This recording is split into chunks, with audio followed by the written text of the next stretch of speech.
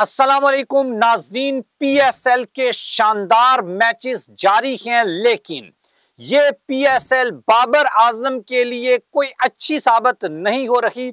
अभी जो खबर इस वीडियो में मैं आपके साथ शेयर करने जा रहा हूं वो बाबर आजम के जो फैंस हैं उसके लिए काफी मायूसकुन खबर है, लेकिन वहीं पर साइम अयूब के जो फैंस हैं उनके लिए ये जबरदस्त खबर है और उनके लिए गुड न्यूज आप कह सकते हैं। और ऊपर से हम आपको बताएंगे कि जहां पर पीएसएल का शानदार इवेंट अपनी कामयाबी के झंडे गाड़ रहा है, वहीं पर आईपीएल में एक के बाद एक दूसरा जो फ्रॉड है वो पकड़ा जा रहा है। 30 मैचेस हो चुके हैं, क्या परफॉर्मेंस रही है और अब वो गुस्सा खिलाड़ियों के ऊपर क्यों निकाला जा रहा है, ये भी हम डिस्कस करेंगे। आप हमारे चैनल को सब्सक्राइब कर लें, बेल आइकन को आपने लाजमी प्रेस करना है, कमेंट बॉक्स में आपने अपनी ओपिनियन देनी है और बाकी जो है आपने हमारे चैनल को लुक आफ्टर करना है। अच्छा, अब सबसे पहले हम बात कर लेते हैं पीएसएल की। पाकिस्तान सुपर लीग के शानदार जो हैं वो मैचेस जारी हैं।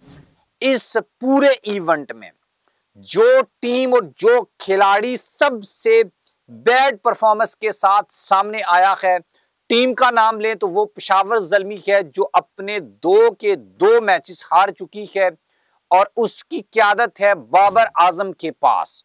और पेशावर ज़ल्मी जो दोनों मैचेस हारी है वो एक तरफा मुकाबले में एक 106 रन और दूसरा 80 रन से, और इतने बड़े मार्जिन से हारने का मतलब क्या है कि पेशावर ज़ल्मी की टीम कितना भी कमबैक कर ले वो दूसरी टीमों से बहुत पीछे है और उसके कप्तान की टेक्निक भी दूसरे जो कैप्टन हैं उनकी टेक्निक से बहुत पीछे है।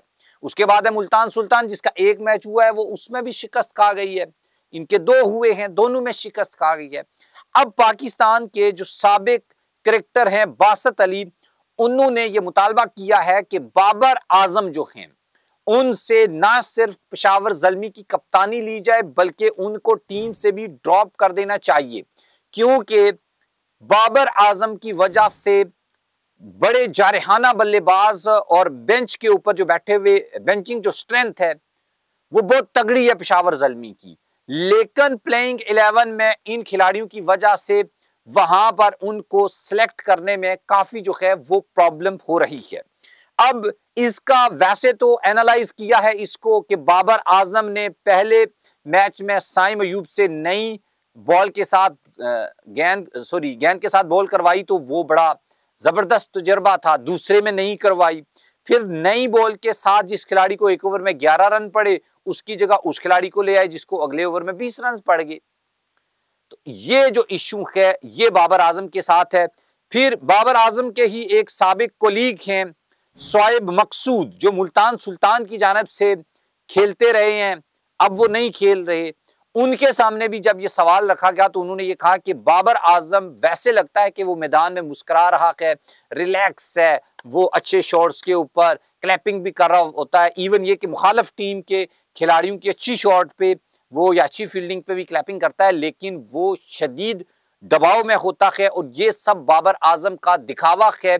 फितरती तौर के ऊपर बाबर आजम एक अच्छा बैटर तो हो सकता है लेकिन वो एक अच्छा कप्तान नहीं हो सकता।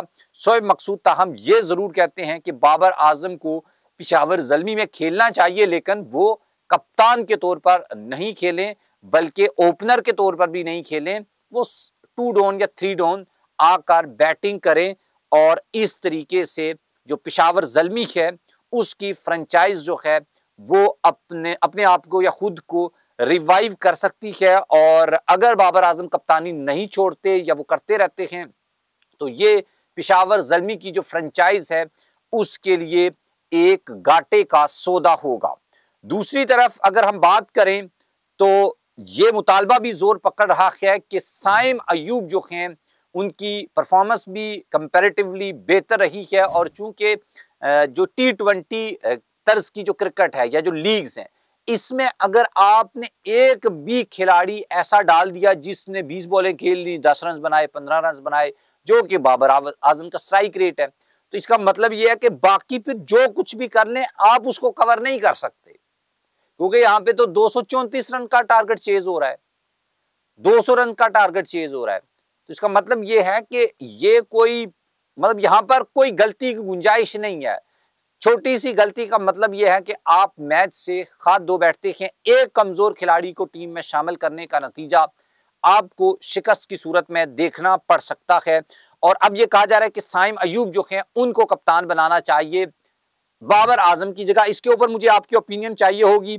आगे मैं आपको बता दूं, आईपीएल में एक तो कल वीडियो में मैंने आपको बताया था कि आईपीएल बॉलर्स का कब्रिस्तान बन चुका है। लॉकी फर्गुसन, जेम्पा, उसके बाद आकाशदीप, माइक यादव और उमरान मलिक, मोहम्मद गजनफर, ये वो मुख्तलिफ फ्रेंचाइजेस के बॉलर्स हैं जो इंजरी का शिकार होकर आईपीएल से बाहर निकल चुके हैं। 30 मैच हो चुके हैं अभी तक आईपीएल के, और उसमें सिर्फ 3 सेंचुरियां बनी हैं। तो इससे आप अंदाजा लगा लें। और ऊपर से आईपीएल का जो कानून है जिसके मुताबिक पता नहीं 38 इंच लंबा बैट होना चाहिए, 4.25 शायद चौड़ा होना चाहिए, मोटा 2.18% होना चाहिए। तो इस चीज को लेकर जब खिलाड़ियों की या बॉलर्स की पटाई होती है, वो इंजर्ड होते हैं, तो अब आईपीएल ने अंपायर्स को यह इख्तियार दिया है कि वो किसी भी वक्त किसी भी वो एंची टेप लेकर ना अंपायर घूम रहे हैं ग्राउंड में, और कभी भी किसी भी बंदे को पकड़कर। तो इससे पहले मैंने आपको बताया था कि आईपीएल में इतना ज्यादा पैसा क्यों आता है। आईपीएल के हर इवेंट में $10 बिलियन की बेट लगती है, जुआ लगता है, और ये वहां से पैसा आता है। और बाज लोगों का ये ख्याल है कि आईपीएल में हर चीज पहले से तय होती है, स्क्रिप्टेड होता है सारा इशू, बस इट्स जस्ट बॉलीवुड फिल्म की एक्टिंग नहीं जैसे होती। तो ग्राउंड में यही सब कुछ हो रहा होता है। तकरीबन 70 to 80% चीजें एक प्लान के मुताबिक चलती हैं, लेकिन इसके ऊपर जो है वो हमें आपकी ओपिनियन भी चाहिए होगी। और उससे ऊपर मैं एक और बात आपको बता दूं कि अब इंटरनेशनल खिलाड़ियों की जानिब से जैसे डेविड वार्नर ने कहा है कि मैं पीएसएल को बहुत इंजॉय कर रहा हूं, आईपीएल के बारे में उनके ऐसे रिमार्क्स नहीं है। इसका एक वजह यह भी हो सकता है कि आईपीएल में उनको सिलेक्ट नहीं किया गया। लेकिन अब वो लोग जो इस तरह की कमर्शियलाइज क्रिकेट को पसंद नहीं करते, स्किल्स को ज्यादा प्रेफरेंस देते हैं, वो ये मुतालबा कर रखे हैं कि आईपीएल जो है इसके ऊपर पाबंदी लगाई जाए आईसीसी की जानिब से। लेकिन ऐसा होगा नहीं, क्यों? वहां पर जेशा बैठा हुआ है, और वैसे भी आईसीसी में 60 to 70% शेयर्स तो इंडिया के हैं। आईसीसी तो इंडिया के पैसे पे चलता है, और वो पैसा आईपीएल से आता है, और वो पैसा बीसीसीआई से आता है। और वहां पर पैसा कहां से आता है ये मैंने आपको पहले बता दिया है। तो जहां पर एक गंदा धंधा हो रहा है और उसमें हर कोई अपना हाथ साफ कर रहा है, हाथ धो रहा है, उसमें तो वो धोता रहेगा, उसको क्या है। आजकल तो ये रहा नहीं है कि पैसा कहां से आया है, लीगल है इलीगल है, आना चाहिए बस, तो वो आ रहा है फिर। तो इसलिए आईपीएल की हाइप वो नहीं बन पा रही इतना पैसा लगाने के बावजूद भी जो होनी चाहिए थी। जैसे कहते हैं कि आईपीएल सबसे बड़ी लीग है, लेकिन अब जो फैक्ट्स हैं वो इससे बड़े डिफरेंट हैं।